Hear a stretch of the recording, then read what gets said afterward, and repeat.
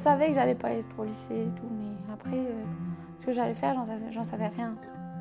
J'avais pas ce rêve fou, je vais faire médecine, un truc comme ça, non, non.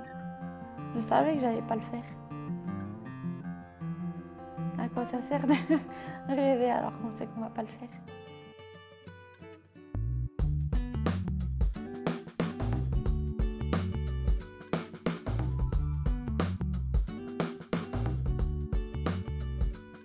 Je suis née avec une maladie cardiaque, ça s'appelle la maladie bleue.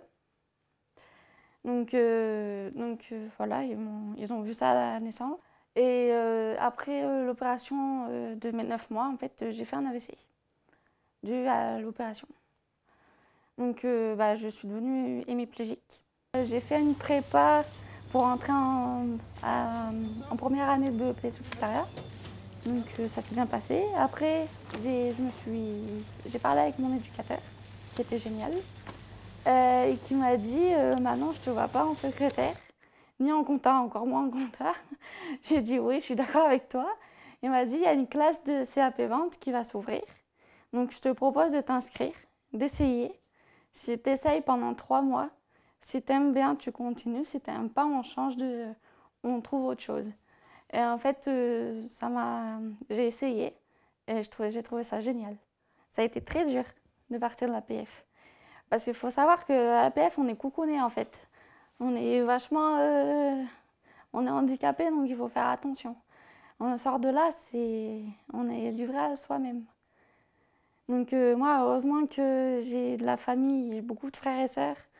Et puis j'ai beaucoup de famille, donc du coup, je sais ce qu'il fallait faire et tout. Donc je me suis vite inscrite à Pôle emploi, à Cap emploi.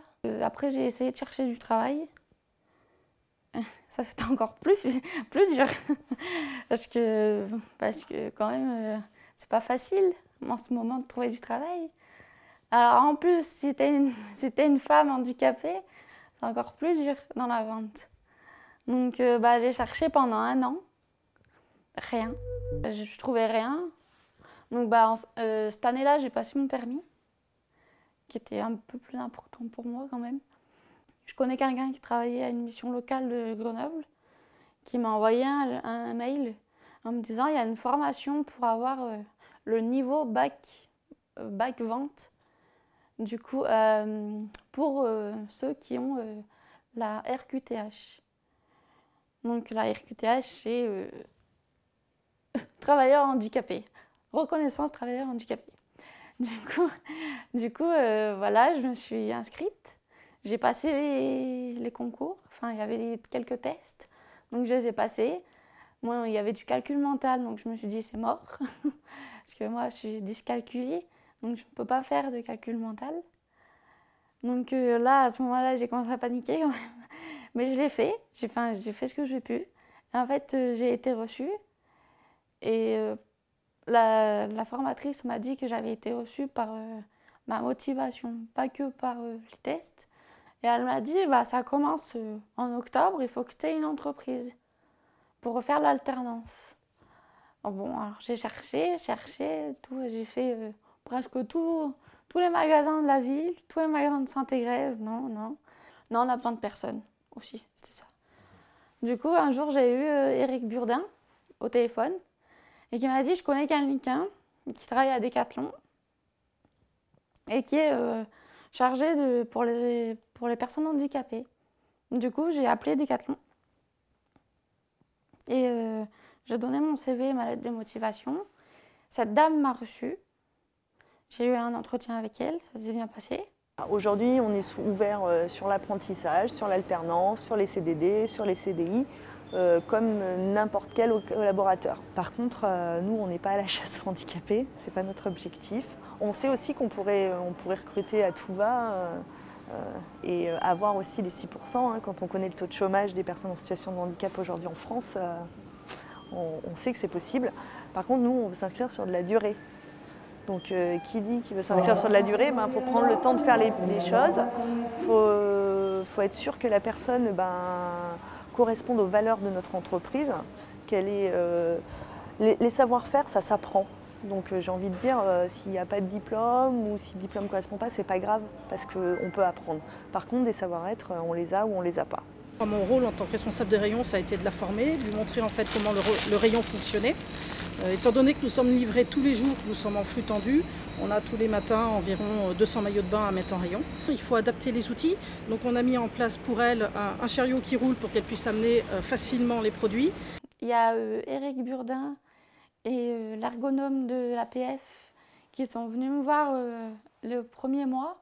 Alors on m'a dit, il faut que tu t'assoies et tout. Du coup, on m'a proposé. Là, on a changé les chaises il n'y a pas longtemps et elles sont beaucoup mieux. Donc on a commencé à faire l'encaissement en espèces et on a eu une petite mauvaise surprise au début avec une erreur assez importante qu'on a essayé de comprendre, etc. par rapport au stress. Donc on a vraiment fait étape par étape. J'ai fait une erreur, du coup après j'ai fait que carte bleue échec pendant un moment. Et après à l'école et tout, je me suis entraînée avec l'argent. Du coup elle m'a redonné des caissons et je fais de moins en moins d'erreurs. Donc Manon a une dyscalculie et justement dans ce parcours de formation, on a le module de gestion commerciale. Donc j'ai demandé au formateur qui est en charge de ce module de prendre le temps à part avec Manon, de lui expliquer les bases, de reprendre avec elle et aussi d'écrire. D'autres raisons pour lesquelles je vais mettre en avant des produits. Ça. Donc j'ai pu louer un appartement, j'ai pu me repayer une voiture, ça n'a pas été facile. Et puis voilà aussi, comme j'ai dit, prendre une indépendance vue des parents, quoi. Donc ça, il n'y a pas tout le monde qui a le luxe avec un handicap qui peut se le payer, quoi. Avec la hache, on peut difficilement vivre. Puis ça m'a ouvert aussi. J'ai découvert d'autres gens.